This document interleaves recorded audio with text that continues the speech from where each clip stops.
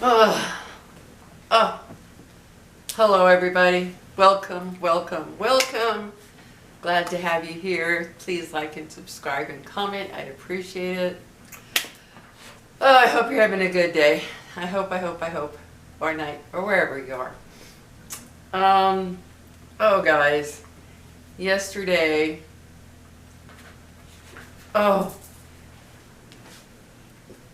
first of all, I'm tired, but I'm pulling myself out of it. I woke up at 4:45. What is going on? I was talking to my girlfriend about the change, or she was talking, or my girlfriend, my son's girlfriend, my son Elliot, his girlfriend Becca. The other day we were talking about how the change of seasons can affect you, make you restless or whatever. Maybe that's what's going on, but oh, 4:45, come on, universe, what are you trying to do to me? Because today is wash and dry my hair day, and I'm going to cut my hair about an inch or so. It's getting too long, and I'm not comfortable with it being too long. So I might cut it, I don't know, maybe an inch or two. But anyway, guys, yesterday, oh my gosh. Like I put in my title, I thought I had found the one. Yep. Possibly anyway. I will tell you what happened. I had a dental appointment yesterday to get the wax ring for my new, get the wax ring made for my new dentures. I walk into the office, right? I had to wait for the receptionist to come and check me in, so I waited, and she comes and checks me in, and then I go to sit in the lobby. Well, there was one man sitting there, and he was looking at his phone, and then he looks up at me, and in the sweetest, softest, yet deep voice, in the softest British accent. Oh my God. He had the most beautiful accent. He looks up at me and he says, "Good morning, sweetie. How are you?" And his voice was so, I don't even know how to put it. Maybe sexy? I don't know. But he had the most pleasant sounding voice. And then with his accent, I was like, whoa. Because I, for the longest time, have been so attracted to the British, a nice British accent in a man. Not the kind that's so strong that you can barely understand them. You know what I'm talking about. This guy had a very soft one. And his voice was deep. And it was sensual. And I was like, whoa. And I sat down, and after he asked how I was, I said, "Oh, I'm doing the best I can. One of those times in life." And he goes, "Oh, darling, I understand."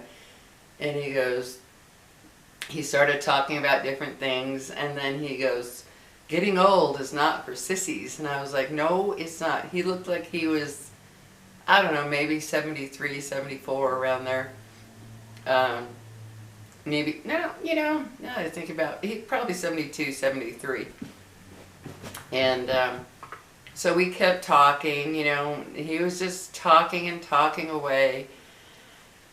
And it was so pleasant sitting there talking with him. And in my mind, I looked at his hand. There was no ring. This is unusual for me, guys. I've not been attracted to a guy in God knows how long. But he was a very attractive man, and his hair, oh my gosh, his hair was so beautiful. He had it like mine. It was salt and pepper, and it was curly, not curly, but, well, it was curly, but I don't know how to explain it, just curly wavy, I guess you could say. And he had it kind of down, like down to his neck, kind of long, a little long, but he had it styled really nicely. And I still, maybe because I'm a 70s child, I still like a guy with kind of long hair. I find it very attractive. And so I was, I was sitting there just looking at him, watching him, listening to him.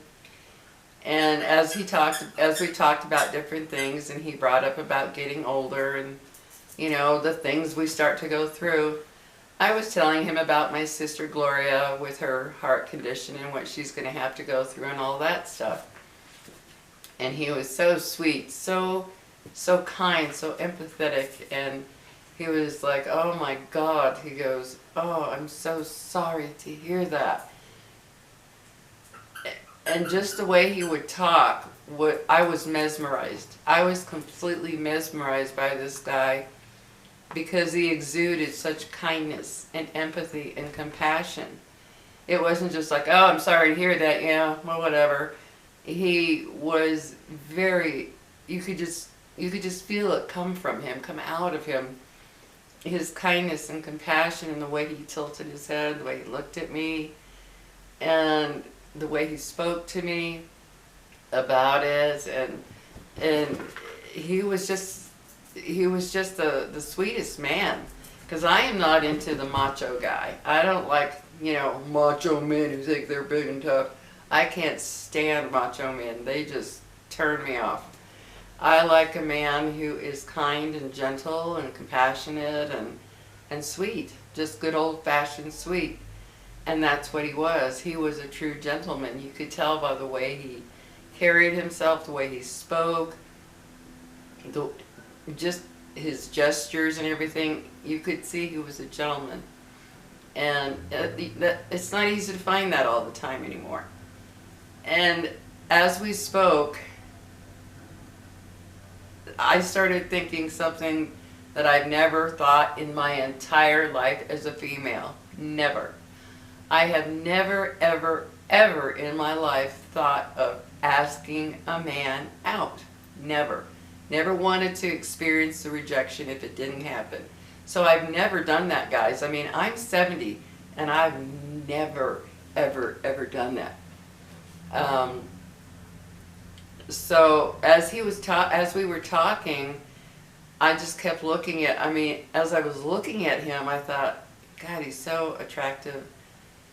And he's so kind, and his voice was so appealing to me. I love a man with a kind of deep, soft voice. You know what I'm talking about? A man who talks, and it just you just want to keep listening to them just because of the sound of their voice. And the deepness of it, it was nice, the way I don't know how to explain it, guys, but I felt like a little, while we were talking, I felt like a little teenage girl with that funny feeling inside your stomach, butterflies, I guess, or whatever, just that overall feeling of, oh my goodness. I had not felt that in decades, and we're talking decades. And so it was pretty strange. I thought, what is this feeling I'm feeling, So we continued talking, and I was starting to get up the nerve in my mind. I was like, I'm going to ask this guy if maybe he'd like to go for coffee or something, something I've never done. And so in my mind, I literally was thinking, if you get rejected, oh well, you tried. And so I don't know how to explain it, guys, but I was sitting there with my purse, pretend this is my purse. I could feel myself, like, oh, I know, yeah, blah, blah, blah, as we were talking. And then I caught myself. I was like, God, Lori, stop, and that's the effect he had on me. It was like he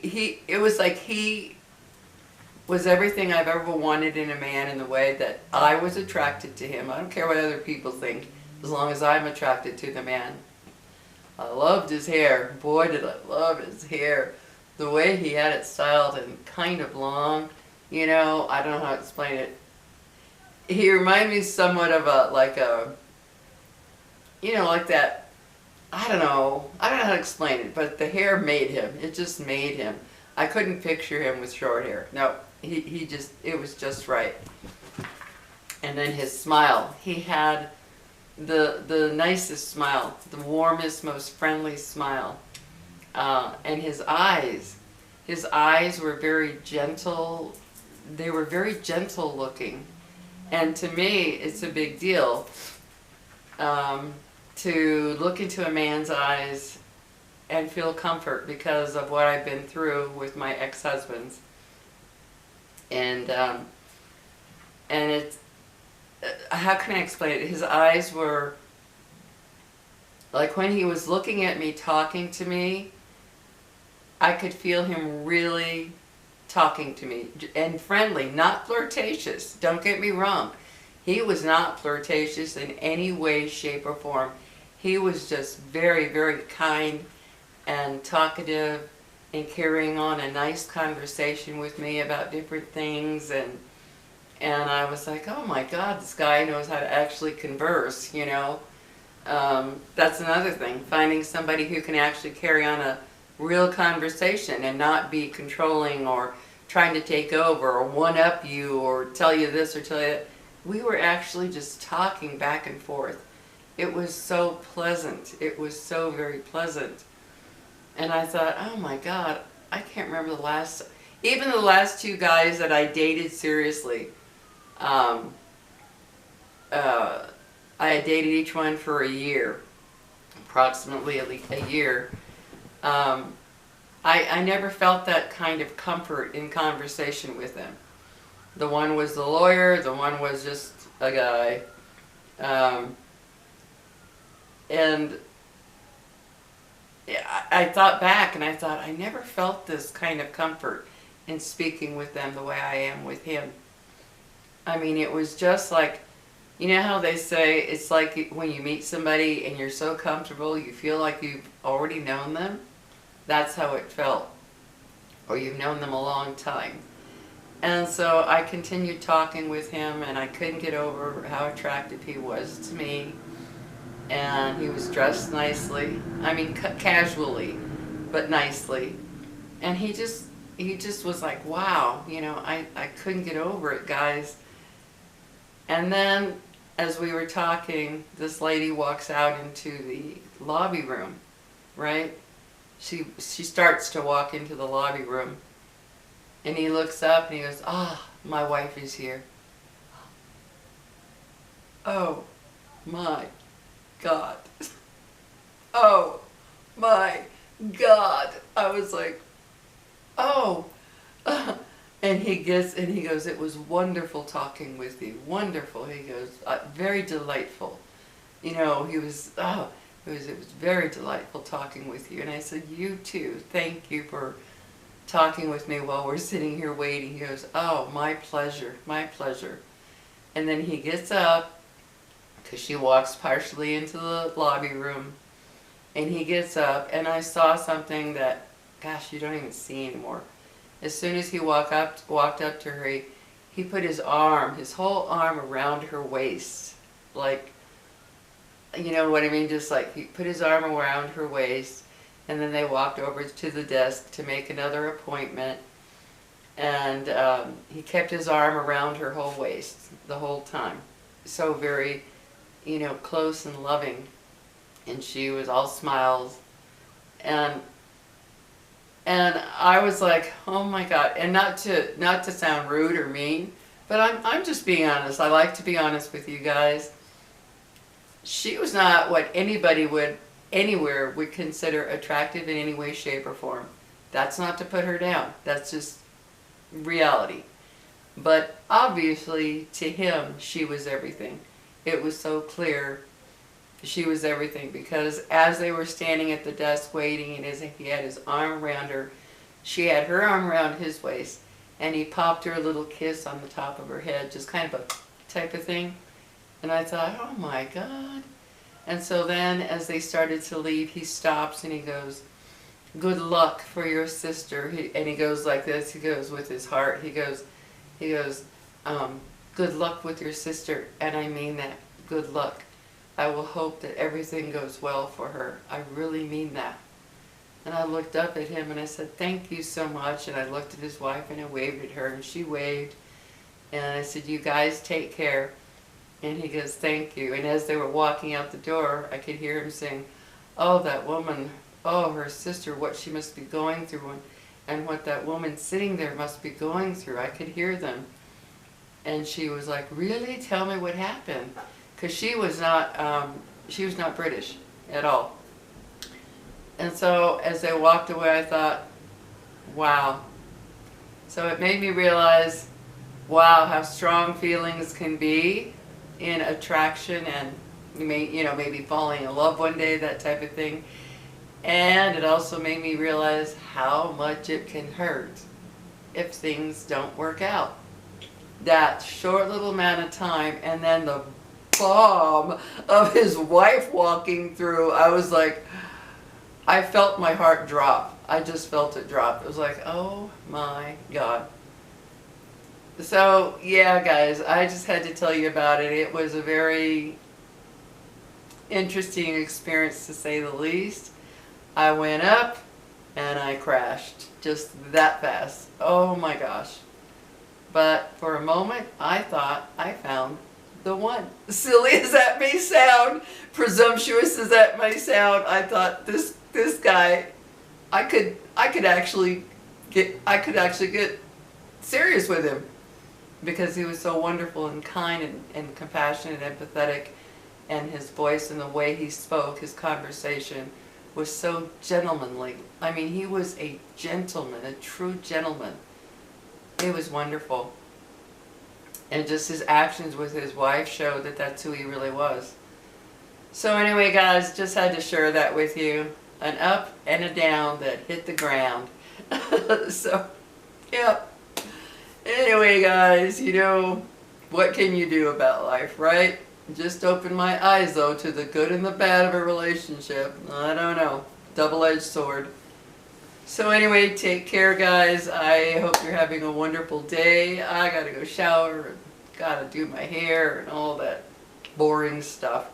So take care, and I'll see you in my next video. Have a good one. What, baby? The camera might cut off, but Lily wants to say goodbye. Say goodbye. Oh, I love you too.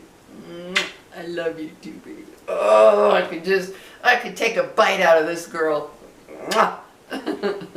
Okay. Oh. Oh.